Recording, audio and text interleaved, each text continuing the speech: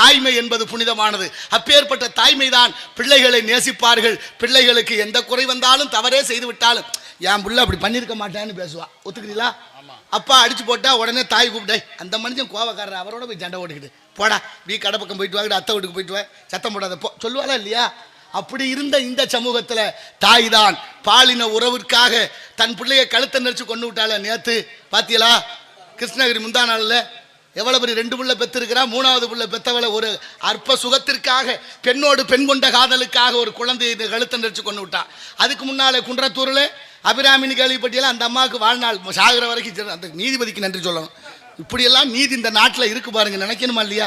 இப்படி போச்ச எப்படி இருந்த இந்த சமூகம் ஏன் இப்படி? இன்னொரு அம்மா சொல்றா, என் மயன் செத்ததில் எனக்கு எந்த கவலையும் இல்லை, எப்படியாவது அவரை பார்த்தது வரைக்கும் எங்களுக்கு சந்தோஷம். இவெல்லாம் தாயா என்னன்னு சொல்றது? எப்படி சொல்றது? என்ன நடக்குது இந்த நாட்டில்? எது சரி எது பாதை என்பது சிந்தனை இல்லாமல் யாரை எங்கே வைப்பதென்று யாருக்கும் தெரியவில்லை. அண்டங்காக்காய்க்கும் குயில்களுக்கும் பேதம் தெரியவில்லை. அப்பேற்பட்ட மனித சமூகத்தில் தாய்மைதான் சிறந்தது.